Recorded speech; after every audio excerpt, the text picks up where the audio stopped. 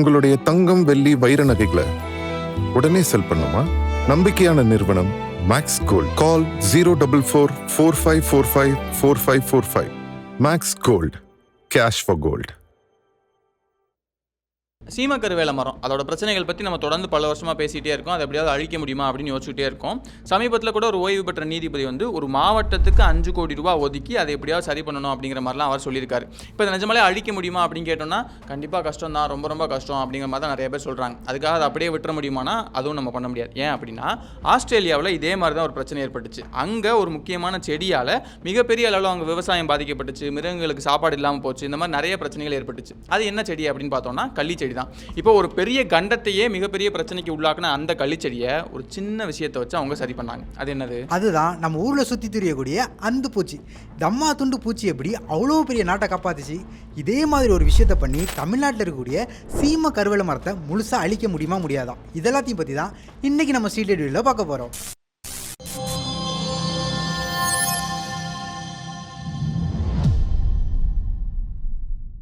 முதல்ல இந்த ஆஸ்திரேலியாவில் என்ன பிரச்சனை ஆச்சு அப்படிங்கிறத பார்த்துலாம். ஆஸ்திரேலியாவில் இவ்வளோ பெரிய பிரச்சனை வந்ததுக்கு மிக முக்கியமான காரணமே சிவப்பு நிறம் தான். சிவப்பு நிறம் நிறைய பேருக்கு ஒரு ஃபேவரட்டான ஒரு கலராக இருக்குது. இப்போ சிவப்பு கொஞ்சம் மெஜஸ்டிக்கான விஷயமாகவும் நிறைய பேர் பார்ப்பாங்க. என்னென்னா ரெட் கார்பெட்டு இல்லைனா மெஜஸ்டிக்கான ஒரு கலராக இருக்குது, இந்த மாதிரி நிறைய பேர் சொல்லுவாங்கல்ல. இப்போ இந்த சிவப்பு நிறத்தை இப்போ நம்ம எப்படி தயாரிக்கிறோம் அப்படின்னு பார்த்தோம்னா E120 அப்படிங்கிற ஒரு கெமிக்கல் அடிட்டிவ் இருக்குது. அதை வச்சு தான் இப்போ நம்ம சிவப்பு நிறத்தை உற்பத்தி பண்ணிகிட்டு இருக்கோம். ஆனால் அதுவே அந்த காலத்தில் ஒரு 500 வருஷம் 600 வருஷத்துக்கு முன்னாடி அந்த மாதிரி ஒரு கெமிக்கல் இருந்துச்சானா கண்டிப்பாக இல்லவே இல்லை. ஒரு நேச்சுரலான விஷயத்துல இருந்து மட்டும்தான் சிவப்பு கலரை உருவாக்க முடியும் அப்படிங்கிற ஒரு நிலை தான் இருந்துச்சு. இதுவே ஐரோப்பா கண்டத்தை எடுத்துக்கிட்டோம்னா சிவப்பு நிறத்தை ஒரு நேச்சுரலான விஷயத்துல இருந்து தயாரிக்கிறதுங்கிறது அவங்களுக்கு ரொம்பவே முடியாத காரியமாக தான் இருந்துச்சு. அதனால டிமாண்ட் ரொம்பவே அதிகமாக இருந்துச்சு ஐரோப்பாவில். அந்த சமயத்தில் தான் 1500களில் ஸ்பெயின் நாட்டை சேர்ந்தவங்க மெக்சிகோ பக்கத்துக்கு போகிறாங்க. மெக்சிகோ பக்கத்தில் போகும்போது அவங்க ஒரு விசித்திரமான விஷயத்தை கவனிக்கிறாங்க. என்னன்னா அங்க இருக்கக்கூடிய பழங்குடி மக்கள் பிரிக்லி பியர் கேக்டஸ் அப்படிங்கிற ஒரு கள்ளிச்செடியை வளர்க்குறாங்க. அவங்க அந்த கள்ளிச்செடி வளர்க்குறாங்கிறதையும் தாண்டி அந்த கள்ளிச்செடியிலிருந்து ஒரு முக்கியமான விஷயத்தை அவங்க ரொம்ப அதிகமாக பயன்படுத்தினாங்க. அது என்னது? அது என்னன்னா அந்த செடிகள் மேலே லட்சக்கணக்கான பூச்சிகள் வளர்க்க ஆரம்பிச்சாங்க. இது பார்க்கறதுக்கு உங்களுக்கு வெள்ளை கலரில் இருக்கிற மாதிரி தெரியும். ஆனால் அதை கழுவுனீங்கன்னா உள்ள பிரைட் ரெட் கலரில் இருக்கக்கூடிய ஒரு பூச்சி இருக்கும். அந்த பூச்சியை லட்சக்கணக்கில் பிடிச்சி அதை கொன்று ஒரு இடத்துல காய வச்சு அதை அரைக்கிறது மூலமாக நல்ல பிரைட்டான ஒரு ரெட் கலர் உருவாக்குனாங்க. இந்த ரெட் கலர் ரொம்ப நாளைக்கு அப்படியே மங்காமல் அதே கலர் மெயின்டைன் பண்ணிச்சு. இது போக நல்ல டார்க்காகவும் இருந்துச்சு. இதை பார்த்த ஸ்பெயின்காரங்களுக்கு சும்மா இருக்குமா? மூக்கு வேர்த்துருச்சு. நம்ம ஏற்கனவே நிறைய வீடியோஸில் பார்த்த மாதிரியே ஐரோப்பாக்காரங்க எப்படி ஒரு புது இடத்துக்குள்ளே போனாங்க அப்படின்னா அங்கே இருக்கக்கூடிய எல்லா விஷயங்களையும் கெடுப்பாங்களோ அதே மாதிரி தான் இங்கேயும் பண்ணலாம் அப்படின்னு முடிவு பண்ணி அங்கே இருக்கக்கூடிய நேச்சுரல் ரெட் டையை எடுத்துகிட்டு போய் இவங்க கட்டுப்பாட்டுக்குள்ளே கொண்டு வரலாம் அப்படின்னு முடிவு பண்ணுறாங்க. முதல்ல மெக்சிகோவை கைப்பற்றுறாங்க. அதுக்கப்புறம் அந்த காக்னீல் இண்டஸ்ட்ரியும் மொத்தமாக கைப்பற்றி இங்கே கிடைக்கக்கூடிய அந்த நேச்சுரல் ரெட் டை எல்லாத்தையுமே ஐரோப்பா முழுக்க இங்கே ஸ்பெயின் தான் சப்ளை பண்ணிகிட்டே இருக்காங்க. அடுத்த 200 வருஷத்துக்கு ஐரோப்பாவில் இருக்கக்கூடிய யாருக்கு ரெட் டை வேணும்னாலுமே கூட அது ஸ்பானியர்கள் மூலமாக தான் அங்கே போய் சேரணும். கிட்டத்தட்ட ஒரு மோனோபாலி மாதிரி தான் பண்ணிகிட்டே இருந்தாங்க. பிரிட்டிஷ் உட்பட எல்லா நாடுகளும் அவங்ககிட்ட தான் வாழிட்டு இருந்தாங்க. அந்த சமயத்தில் தான் பிரிட்டிஷ்காரங்களுக்கு அறிவு வருது. எதுக்காக நம்ம கஷ்டப்பட்டு இவங்ககிட்ட வாங்கணும்? அதுக்கு பதிலாக நாம் அந்த கேக்டஸையும் அந்த பூச்சிகளையும் எடுத்துகிட்டு போய் வளர்த்தோம் அப்படின்னா நம்மளாலே அதை உற்பத்தி பண்ண முடியும்ல அப்படின்னு சொல்லி அவங்களுக்கு அந்த அறிவு வருது. ஆனால் அறிவு வர்றவன் என்ன பண்ணியிருக்கணும்? பிரிட்டிஷ் நாட்டுக்குள்ளேயே அதை வளர்த்துருக்கணும்ல. அப்படி வளர்க்கலை. நம்ம நாட்டில் வளர்க்கறதுக்கு பதிலாக நம்மளுடைய ஆதிக்கத்துக்கு கீழே இருக்கக்கூடிய காலனி நாட்டில் வளர்க்கலாம் அப்படின்னு முடிவு பண்ணுறாங்க. அந்த நாடு தான் ஆஸ்திரேலியா. இதெல்லாம் நடந்தது பார்த்தீங்கன்னா 1780களில். அந்த சமயத்தில் தான் ஆஸ்திரேலியாவில் கொஞ்சம் கொஞ்சமாக பிரிட்டிஷ் காலனி ஆதிக்கம் செலுத்துது. அங்கே எப்படியாவது ஒரு நல்ல காலனியை உருவாக்கணும் அப்படின்ட்டு ரொம்ப ஆர்வம் காட்டுறாங்க. இந்த சமயத்தில் இந்த மாதிரி ஒரு இண்டஸ்ட்ரியை அங்கே கொண்டு போய் வச்சா அங்கேருந்து நிறைய காசு பார்க்கலாம், அது மூலமாக அவங்களோட காலனி கொஞ்சம் ஸ்ட்ரென்த்தன் ஆகும்னு நினச்சி அந்த இடத்துக்கு 1787ல் ஃபிலிப்புங்கிற ஒரு தலைமையில் அந்த கேக்டஸ் செடியும் அந்த காக்னியல் பூச்சியும் எடுத்து அங்கே கொண்டு போய் சேர்க்குறாங்க. ஆனால் அவங்க நினச்ச மாதிரி அங்கே எதுவுமே நடக்கலை. ஏன்னா அவங்க போனவங்களுக்கு முதல்ல சாப்பாடு, அப்புறம் தண்ணி, அப்புறம் தங்குறதுக்கான இடம், இதுக்கு தான் முக்கியத்துவம் கொடுக்க வேண்டிய நிலைமை இருந்துச்சு. அதனால் இந்த செடிகளையோ அந்த பூச்சிகளையோ அவங்க பெருசாக கண்டுக்கல. அந்த பூச்சிகளும் அங்கே இருக்கக்கூடிய கிளைமேட்டுக்கெலாம் செட் ஆகாமல் கொஞ்சம் கொஞ்சமாக அதோட பாப்புலேஷன் குறைய ஆரம்பிக்குது. ஒரு கட்டத்தில் முழுசாக அழிஞ்சது. என்னதான் அந்த பூச்சிகள் அழிஞ்சாலும் அங்கே இருக்கக்கூடிய அந்த கேக்டஸ் செடி கொஞ்சம் கொஞ்சமாக வளர ஆரம்பிக்குது. ஏன்னா அது கேக்டஸ்க்கு வெயில்னால் ரொம்ப பிடிக்கும். ஆஸ்திரேலியாவில் நல்லா வெயில் அடிச்சது.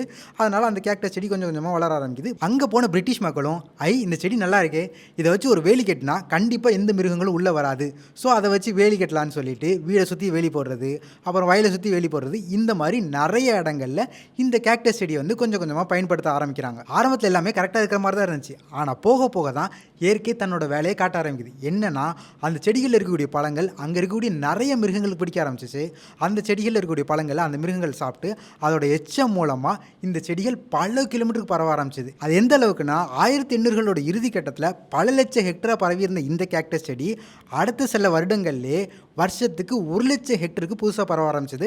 அடுத்து இன்னும் சில காலத்தில் வருஷத்துக்கு 10 லட்சம் ஹெக்டரை வந்து ஆக்கிரமிக்கிற அளவுக்கு ரொம்ப ரொம்ப ஸ்பீடாக பரவ ஆரம்பிச்சது. எந்த அளவுக்குனா இப்போ ஒரு இடத்துக்கு நீங்கள் ஒரு வழியாக போகிறீங்கன்னா அடுத்த சில மாதத்துலேயே அந்த இடம் முழுக்க கேக்டஸ் பரவி நீங்கள் போகிறதுக்கு வழியே இல்லாத அளவுக்கு ரொம்ப ரொம்ப ஸ்பீடாக பரவ ஆரம்பிச்சது. இது மூலமாக அங்கே இருக்கக்கூடிய விவசாயத்துக்கு மிகப்பெரிய பாதிப்பு வந்துச்சு. இப்போ இதே கதையை எங்கேயோ கேட்ட மாதிரி இருக்கும்ல, வேறு எங்கேயும் இல்லை, நம்ம தமிழ்நாட்டில் தான். இதே மாதிரி தான் ஒரு காலகட்டத்தில் வந்து தமிழ்நாட்டு மக்களுக்கு நல்லா செய்யணும் அப்படிங்கிற நினச்சி ஏற்கனவே இந்த கருவேல மரம், நாட்டு கருவேலையை தாண்டி வெளியிலேருந்து சீம கருவேல மரத்தோட விதைகளை வந்து போட அது வந்து கொஞ்சம் கொஞ்சமாக வளர ஆரம்பிச்சு இன்னைக்கு நிறைய இடங்களில் சீம கருவேல மரம் மட்டுமே இருக்குது அப்படிங்கிற அந்த சூழலுக்கு வந்து சேர்ந்துச்சு. இப்போ எங்கள் ஊர் சைட்லாம் நீங்கள் சிவாங்க, ராமநாதபுரம், விருதுநகர் இந்த சைட்லாம் வந்து பார்த்தீங்கன்னா சீம கருவேல காடுகள் அப்படின்னு சொல்லிட்டு மிகப்பெரிய அளவில் வந்து அங்கே வந்து இருக்கும். இப்போ இதே விஷயம் தான் ஆஸ்திரேலியாவிலையும் நடந்திருக்கு. இப்போ ஆஸ்திரேலியாவில் இந்த கேக்டஸை பொறுத்த வரைக்கும் இன்னொரு விஷயம் என்னன்னா, அந்த கேக்டஸோடைய மேல் பகுதியை மட்டும் நீங்கள் வெட்டுறீங்க, என்னன்னா வெட்டி மொத்தத்தையும் அழிச்சிடும் அப்படின்னு சொல்லிட்டு மேல் பகுதியை மட்டும் வெட்டினீங்கன்னா மட்டும் போதாது. ஏன்னா அதுக்கு கீழே இருக்கக்கூடிய ரூட் கிரவுண்டை நீங்கள் வெளியே தரையிலேருந்து எடுக்கிற வரைக்கும் அது உயிரோடவே தான் இருக்கும். மேலே மட்டும் வெட்டிட்டு கீழே இருக்கிறத வேற வெட்டாம விட்டுட்டீங்க அப்படின்னா அந்த ரூட்லேருந்து உங்களுக்கு புதுசாக செடிகள் வளர ஆரம்பிச்சிடும்.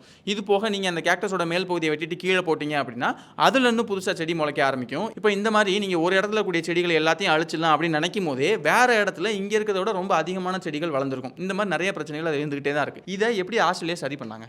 இது போக அதை நெருப்பு வச்சு கூட எரிச்சு பார்த்தாங்க. நெருப்பு வச்சு எரிக்கும் போது அதில் தண்ணி கண்டென்ட் வந்து அதிகமாக இருக்குங்கிறனால அது நெருப்புக்குமே ஒரு கோட்டால, ஆசிட் போட்டாங்க, ஆசிடுக்குமே ஒரு கோட்டால, பாய்சன் போட்டாங்க. இப்படி எந்த மாதிரியான ஒரு விஷயத்துக்குமே அது பிடியே கொடுக்கல. அப்போ தான் ஆஸ்திரேலியா கவர்மெண்ட்டுக்கு ஒன்று புரியுது. என்னன்னா மெக்சிகோவில் இந்த செடி வந்து கண்ட்ரோலில் தான் இருக்குது. அப்போ அங்கே இருக்கக்கூடிய ஏதோ ஒரு விஷயம் தான் இந்த செடியை வந்து கண்ட்ரோலில் வச்சிருக்கு. ஸோ அது என்னன்னு கண்டுபிடிச்சி அதே விஷயத்தை இங்கேயும் கொண்டு வந்தோம்னா கண்டிப்பாக இந்த செடியை வந்து நம்ம கண்ட்ரோலில் எடுத்துட முடியும் அப்படிங்கிறத நினச்சி தான் அங்கேருந்து நிறைய பூச்சிகளை எடுத்துகிட்டு வராங்க. அந்த பூச்சிகளை வச்சு ஆராய்ச்சி பண்ணதில் அதுலேருந்து ஒரு பூச்சி வந்து செலக்ட் ஆகுது. அதான் கேக்டோபிளாஸ்டிஸ் கேக்டோரம். இது வந்து நம்ம ஊரில் அந்த பூச்சின்னு சொல்லுவோம்ல, அதே மாதிரி ஒரு பூச்சி வகையை சேர்ந்தது தான் இந்த பூச்சியுமே. இந்த பூச்சி என்ன பண்ணுன்னா அந்த கேக்டஸில் வந்து நிறைய முட்டைகள் வைக்கும். இந்த முட்டைகள்லேருந்து வரக்கூடிய இளறிகள் வந்து அந்த கேக்டஸ் செடியை ஓட்ட போட்டு அதுக்குள்ளே இருக்கக்கூடிய சேப்பை கொஞ்சம் கொஞ்சமாக சாப்பிட்டு வளர ஆரம்பிக்கும். அதுக்கப்புறம் அந்த செடி காலியானதும் அது பக்கத்து செடிக்கு தவிரும். இப்படி தவ்வும் போது அது இன்னொரு கேக்டஸ் செடிக்கு தான் தவுமே தவிர பக்கத்தில் இருக்கக்கூடிய வேறு செடிகளுக்கு வந்து தவ்வாது. அது வந்து கேக்டஸ் மரத்தில் மட்டும்தான் வாழும்.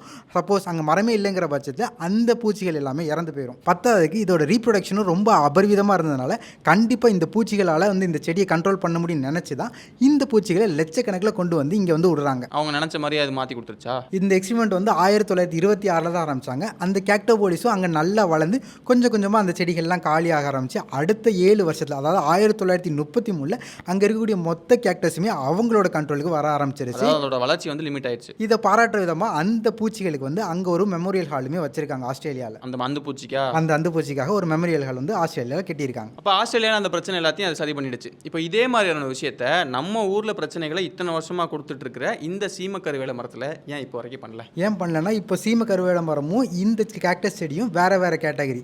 அதனால் அதில் ஒர்க் ஆகக்கூடிய அந்த அந்தி பூச்சி வந்து இங்கே ஒர்க் ஆகாது. ஸோ இந்த சீம கருவேல மரத்துக்காக ஸ்பெசிஃபிக்கான ஒரு பூச்சி வந்து நம்ம கண்டுபிடிக்கணும். இந்த மாதிரி பூச்சிகளை சயின்டிஸ்ட் வந்து தொடர்ந்து தேடிக்கிட்டு தான் இருக்காங்க. அதில் முக்கியமான சில பூச்சிகள் தான் அல்கோரோபியஸ் பொட்டிமெரி, அல்கோரோபியஸ் ப்ரோசோபிஸ். இந்த ரெண்டுமே அந்த செடியில் இருக்கக்கூடிய விதைகளை வந்து சாப்பிடும். இப்போ நம்ம ஊரை எடுத்துக்கிட்டிங்கன்னா அதில் இருக்கக்கூடிய பழங்களை, காய்கள் எல்லாத்தையுமே நம்ம ஊரில் இருக்கக்கூடிய ஆடு மாடெல்லாம் சாப்பிடும். அப்படி சாப்பிடும் போது அதில் இருக்கக்கூடிய விதைகளுக்கு வந்து எந்த ஒரு பெரிய டேமேஜ் ஏற்படலைங்கிறதுனால தான் அது வந்து ஸ்பீடாக பரவ ஆரம்பிக்குது. ஆனால் இந்த வண்டுகள் அந்த விதையை நல்லா கடித்து சாப்பிட்ருங்கிறனால அந்த மாதிரி ஒரு விஷயம் வந்து திரும்ப நடக்காது. இதை வந்து ஆஸ்திரேலியாவில் ரிலீஸ் பண்ணி ட்ரை பண்ணியிருக்காங்க. டேமேஜ் வந்து ஆஸ்திரேலியாவில் அங்கே சீம கருவேல அங்கே இருக்கக்கூடிய மரத்தில் சீம கருவேல மரத்துக்கு அகேன்ஸ்டாக ட்ரை பண்ணியிருக்காங்க. அது ஓரளவுக்கான டேமேஜ் ஏற்படுத்தியிருக்குங்கிறத கன்ஃபார்ம் பண்ணியிருக்காங்க. ஆனால் இது லார்ஜ் ஸ்கேலில் ஒர்க் அவுட் ஆகுமா இல்லையாங்கிறது வந்து தொடர்ந்து ரிசர்ச் போயிட்டு இருக்கு. இதே மாதிரி தான் ஒரு பூச்சி இருக்குது. அது என்னென்னா அக்னிபி எஸ்பி. இந்த பூச்சி என்னன்னு பார்த்தீங்கன்னா அதில் மரத்தில் இருக்கக்கூடிய இலைகள் அப்புறம் பூக்கள் இந்த மாதிரி விஷயங்களை வந்து சாப்பிடும். அப்படி சாப்பிட்றது மூலமாக அந்த மரங்கள்லாம் கொஞ்சம் கொஞ்சமாக அழிய ஆரம்பிக்கும். ஆனால் இந்த பூச்சிகள் எல்லாமே டெஸ்டிங்கில் தான் இருக்குது. சயின்டிஸ்ட்டுக்கு வந்து ஒரு பூச்சி வேணும். அந்த பூச்சி வந்து இந்த மரத்தில் மட்டும்தான் வாழணும், பக்கத்தில் இருக்கக்கூடிய எந்த மரத்தையும் டிஸ்டர்ப் பண்ணக்கூடாது, பத்தாததுக்கு அதோட ரீப்ரொடக்ஷன் ரேட்டும் அதிகமாக இருக்கணும். இப்படி எல்லா க்ரைட்டீரியாவும் மீட் பண்ணக்கூடிய ஒரு பூச்சி வந்து இது வரைக்கும் கண்டுபிடிக்கப்படலை. அப்படி கண்டுபிடிக்கப்பட்டு அதை ரிலீஸ் பண்ணோன்னா கண்டிப்பாக சீம கருவேல மரத்தையும் நம்மளால் ஈஸியாக இதே மாதிரி அழிச்சிட முடியும். இப்போதைக்கு இருக்கக்கூடிய பெஸ்ட் ப்ராக்டிஸ் என்னன்னு பார்த்தீங்கன்னா நம்ம ஆல்ரெடி பண்ணிகிட்டு இருக்கிற மாதிரி ஜேசிபியோ இல்லை வேறு எதையோ வச்சு சீம கருவேல மரத்தை வந்து வேரோடு அகற்றிட்டு அந்த இடங்களில் கண்டிப்பாக நேட்டிவாக இருக்கக்கூடிய வேறு ஏதாவது ஒரு மரத்தை வந்து பிளான் பண்ணணும். எம்டி அவுட்டோன்னா திரும்ப அங்கே சீம கருவேல மரம் வர்றதுக்கு தானே அதிகமான வாய்ப்பு இருக்குது. ஸோ அந்த இடத்துல நேட்டிவாக இருக்கக்கூடிய ஏதாவது ஒரு மரத்தை நட்டுறது மூலமாக மட்டும்தான் சீம கருவேல மரத்தை நம்மளால் இப்போதைக்கு கண்ட்ரோலில் வச்சுக்க முடியும். அது எப்போ நடக்குமா இல்லையா அப்படிங்கிறத நம்ம பொறுத்து தான் பார்க்கணும். இதே மாதிரி நானும் பிரவீன் ப்ரோவும் தொடர்ந்து நிறைய விஷயங்களை பற்றி டிஸ்கஸ் பண்ணிட்டு இருக்கோம். அதில் கடைசியாக ரஷ்யாவோட 2 தலை நாய்களை பற்றி பேசியிருப்போம். இப்போ இந்த 2 தலை நாய்கள்ங்கிறது ஏதோ ஜெனட்டிக்கான டிசார்டர் வந்து அது மூலமாக 2 தலையோட பிறந்துச்சா அப்படின்னு கேட்டிங்கன்னா இல்லவே இல்லை. அங்கே இருக்கக்கூடிய விஞ்ஞானிகள் தான் வேணும்னே 2 நாய்களை எடுத்து அதில் ஒரு நாயோடைய உடம்பை வந்து பாதிக்கு மேலே கட் பண்ணி அதை கொண்டு போய் இன்னொரு நாயோட உடம்புல அப்படியே தச்சிருக்காங்க. அப்போ அந்த புதுசாக இருக்கக்கூடிய நாய் எடுத்து பார்த்தோன்னா 2 தலை 6 கால்களோடு இருக்கக்கூடிய நாய்களாக இருந்திருக்கு. எதுக்காக நாயில் இப்படி ஒரு கொடூரமான விஷயத்தை பண்ணணும் அப்படின்னு கேட்டால் இப்படி பண்ணி தான் நாங்கள் லட்சக்கணக்கான மக்களோட உயிரை காப்பாற்றணும் அப்படின்னு சொல்கிறாங்க. அதேபடி 2 நாய்களை ஒன்றா தைக்கிறதுக்கும் லட்சக்கணக்கான மக்களோட உயிரை காப்பாற்றுறதுக்கும் என்ன சம்மந்தம் இருக்க முடியும்? இதை பற்றி ரொம்ப டீட்டெயிலான ஒரு வீடியோ பண்ணியிருக்கோம். அந்த விஷயத்தை பற்றி தெரிஞ்சுக்கணும்னு நினச்சிங்கன்னா அதுக்கான கார்ட் சைடில் தெரியும். அதை கிளிக் பண்ணிங்கன்னா நீங்கள் அந்த விஷயத்தை பற்றி தெரிஞ்சுக்கலாம். இன்னொரு நாள் இன்னொரு வீடியோவில் சந்திக்கிறோம்.